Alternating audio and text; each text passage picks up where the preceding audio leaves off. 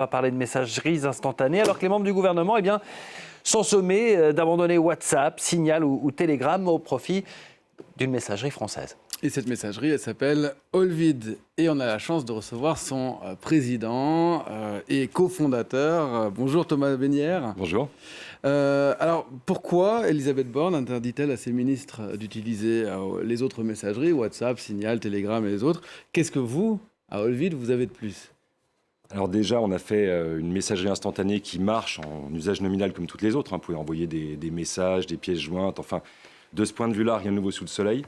La vraie différence, c'est qu'on a construit cette application avec la sécurité de son utilisateur en tête depuis le début. Donc vraiment, il était très important pour nous de créer une application qui serait utilisable par tous, mais qui, même utilisable par tous, apporterait à l'utilisateur final, donc vraiment celui qui envoie et qui reçoit des messages, une sécurité à toute épreuve de ses données personnelles sur Internet qui, on le sait, est une vraie jungle, quoi. Alors pourtant, quand j'utilise WhatsApp, par exemple, ça me dit, ça dit à tout le monde que les messages sont cryptés, sont chiffrés.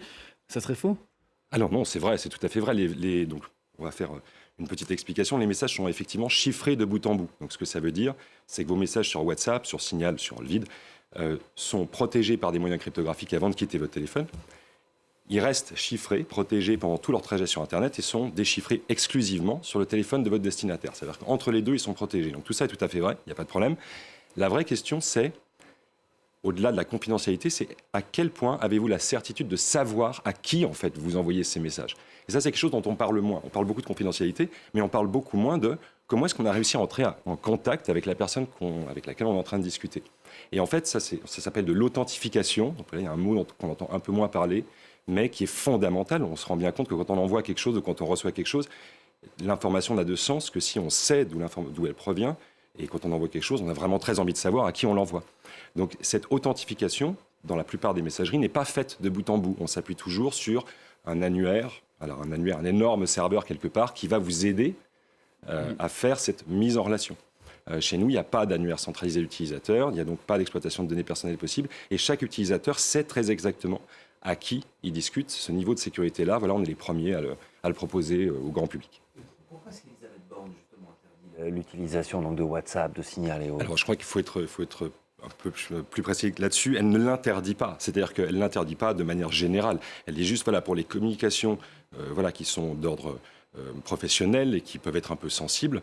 On va se doter de la messagerie française, ou de la messagerie qui est probablement l'une des plus sûres du monde aujourd'hui, qui a été certifiée par l'ANSSI, qui est open source, qui a été auditée par des cryptologues, enfin qui a vraiment fait tout le travail qu'il est possible de faire, je pense, honnêtement, pour en fait garantir une sécurité à toute épreuve.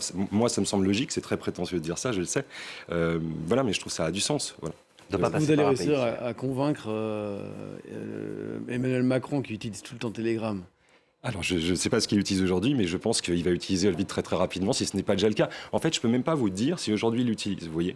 C'est-à-dire qu'on a atteint un niveau où même nous qui opérons le service ne connaissons pas le nom, le numéro de téléphone, l'adresse email des gens qui nous utilisent. Parce que Meta sait que j'utilise WhatsApp? Ah, évidemment, ça, il sait que vous l'utilisez, il sait avec qui vous discutez et quand. Ce genre de choses-là. Il ne connaît peut-être pas le contenu de vos messages, mais si vous parlez à un médecin un peu particulier, oui, il le sait, et donc il peut déduire un certain nombre de choses. C'est ce qu'on appelle la métadonnée. Donc, qu'est-ce qui est possible de déduire juste du simple fait que vous avez une conversation avec quelqu'un? Souvent, beaucoup de choses, en fait, beaucoup plus qu'on ne le croit, et souvent, ça peut être à votre détriment, en fait, de manière générale. Et puis, quoi bon, en fait, laisser exfiltrer ces métadonnées? Donc, nous, ce qu'on garantit, c'est qu'en fait, même ces informations-là ne sont pas à notre disposition. Est-ce que ce qui semble quand même un petit peu difficile, ou en tout cas pas forcément difficile, mais un petit peu plus compliqué que sur WhatsApp, c'est d'entrer en contact avec quelqu'un? Moi, j'ai téléchargé l'application. Il se trouve que j'ai un contact depuis le début, c'est vous. On l'a fait juste avant d'entrer ensemble, un seul contact. Et comment on fait? Et c'est pas plus difficile, c'est d'avoir un vrai carnet d'adresses? Alors, ça dépend ce qu'on appelle un vrai carnet d'adresses. Dans notre situation, Olvid, nous, on appelle ça une messagerie privée. Donc pour nous, un vrai carnet d'adresses, c'est exclusivement des gens qui comptent pour nous. Donc on va avoir, si on est quelqu'un du grand public, on va avoir sa famille, ses amis, les gens qui comptent réellement. Typiquement, c'est une messagerie dont on ne va pas couper les notifications le week-end parce qu'on reçoit plein de messages qui ne nous intéressent pas.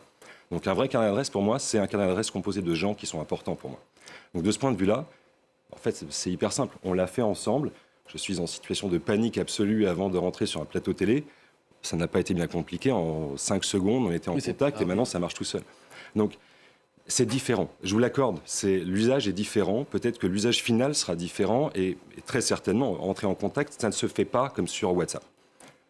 Mais ça ne me semble pas si compliqué. C'est juste différent. Et une fois qu'on s'y est fait, ça marche tout seul.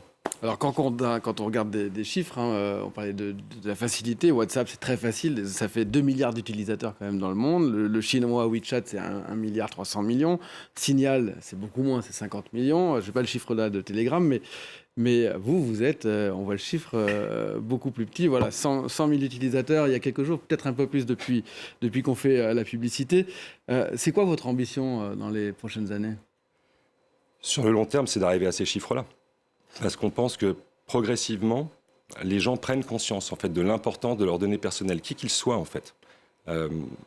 Et je pense qu'un modèle différent de celui qui a été celui des autres pendant des années, qui est de dire on fait du gratuit, prétendument gratuit, et en fait on revend vos données personnelles à des annonceurs, c'est un modèle qui commence à être compris par tout le monde et que je pense tout le monde déteste. Personne n'a envie que ces données soient revendues à son insu. Enfin, personne n'a envie de ça.